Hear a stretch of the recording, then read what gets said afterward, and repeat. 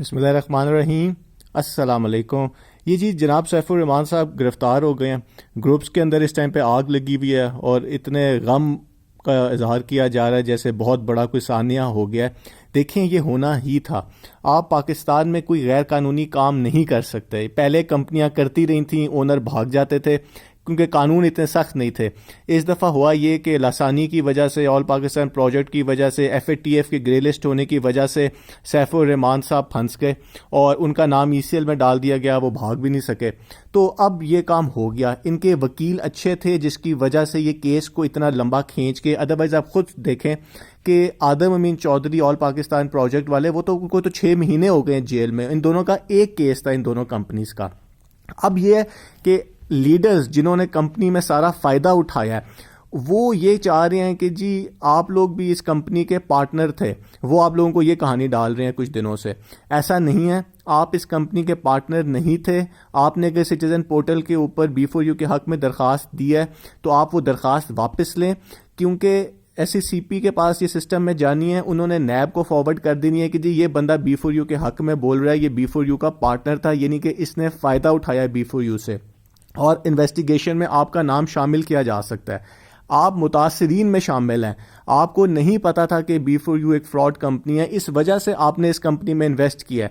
اگر آپ کو پتا ہوتا کہ ان کے پاس لائسنس بھی نہیں ہے, ان کے کوئی فزیکل بزنس بھی نہیں ہے, ان کا جو ہے ملیشیا میں بھی کوئی کاروبار نہیں ہے, ان کا پاکستان میں بھی کوئی کاروبار نہیں ہے, یہ ایک فراڈ کمپنی نکلی ہے, تو کیا آپ اس میں انویسٹ کرتے؟ تو ان ساری چیزوں کے پتہ ہوتے ہوئے آپ کیوں سٹیزن پورٹل میں جا کے کہہ رہے ہیں سب کو کہ جی میں تو اس کمپنی کے ساتھ کھڑا ہوں اور میں تو اس کا ایک بڑا ممبر تھا؟ آپ ممبر نہیں تھے, آپ کو تو پتہ ہی نہیں تھا. اب آپ کو پتہ چل چکا ہے کہ یہ ایک فراڈ کمپنی تھی, تو آپ متاثرین میں شامل ہیں. آپ نیب میں درخواست دیں کہ جی ہمارے ساتھ فراڈ ہوا ہے, ہم نے یہاں پہ پیسے لگائے تھے اور ہمارے پیسے ڈوب چکے ہیں اس ٹائم پہ.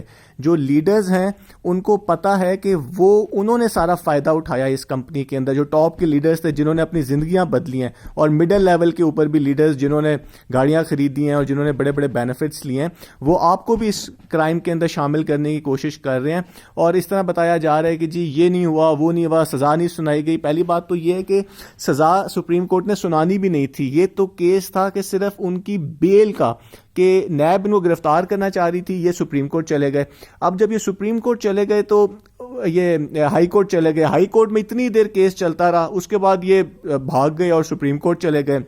تو ٹیکنیکلی جو 7-8 مہینے ضائع ہوئے ہیں جو کورٹ کی کاروائی میں, اگر اس ٹائم کے اوپر یہ گرفتار شروع میں ہو جاتے تو انویسٹرز کا پیسہ بچ جاتا. آپ یہ دیکھیں کہ نیب نے جو کیا ہے اور ان کے اکاؤنٹس فریز کر دیے, وہ اسی وجہ سے ہی کیے تاکہ جو انویسٹرز کا پیسہ ہے, عوام کا پیسہ ہے, وہ ضائع نہ کیا جائے. آپ لوگوں کے پیسوں سے ہی ساری عیشیاں ہوتی تھیں, آپ لوگوں کے پیسے سے ہی KPL کرائی گئی, آپ لوگوں کے پیسے سے ہی وکیلوں کو فیس دی گئی. تو جتنا کیس ہی ڈیلے ہوتا تھا اتنے ہی عوام کے پیسے ڈوبتے تھے. تو یہ جو فیصلہ آ گیا یہ انویسٹرز کے لیے ایک اچھا فیصلہ ہے. اس میں مطلب غم کرنے کی ضرورت نہیں ہے کہ جی بڑا نقصان ہو گیا. آپ کو پیسے پہلے بھی نہیں مل رہے تھے. کیا پیسے مل رہے تھے آپ لوگوں سے؟ تو بلکہ انویسٹر سے تو ایکٹیویشن فیس مانگی جا رہی تھی. تو جو کمپنی بجائے منافع دینے کے آپ سے ایکٹیویشن فیس مانگ رہی ہو, اور انہوں نے جھوٹ کتنے بولے آپ کے سامنے, انہوں نے کتنے جھوٹ بولے. ٹھیک ہے, پہلے کہتے تھے کہ جی وڈرا دیں گے, ہمارے ملیشیا میں کاروبار ہے, ہمارے پاکستان میں دیکھیں اتنے زیادہ کاروبار ہے, ہم تو اتنا پروفٹ دے سکتے ہیں. تو جب دینے کا ٹائم آیا تو پتہ چلا پاکستان میں بھی کچھ نہیں ہے, باہر تو ہے ہی کچھ نہیں. تو اس کے بعد بجائے وڈرا دینے کے ایکٹیویشن فیس کے نام پہ اکاؤنٹ فریز کر دیے.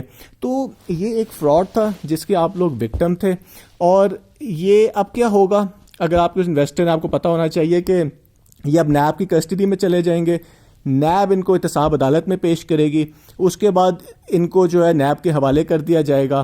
وہ وہاں پہ جائیں گے, کچھ عرصہ ہو سکتا ہے کہ وہ کوئی صحت کا بھی ایشو ان کا بن جائے, اور پھر ہاسپٹل وغیرہ, اور جس طرح پاکستان میں لیڈ کلاس کرتی ہے. اور مجھے 100% یقین ہے کہ انویسٹرز کو زیادہ انتظار نہیں کرنا پڑے گا, یہ پلی بارگن کریں گے. یہ نیب کی جیل نہیں برداشت کر سکتے. وہ سولیٹری کنفائنمنٹ ہے, وہاں پہ آپ کو 23 گھنٹے جیل میں رکھا جاتا ہے اور 1 گھنٹے کے لیے صرف باہر نکالا جاتا ہے. آپ کو کسی سے ملنے کی اجازت نہیں ہوتی سوائے اپنے وکیل کے. تو یہ پلی بارگن کر لیں گے, اس میں کوئی شک نہیں ہے.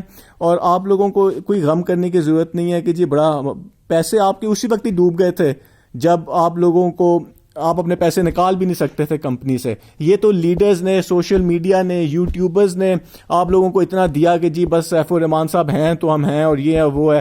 تو یہ ہے اس ٹائم پہ سچویشن.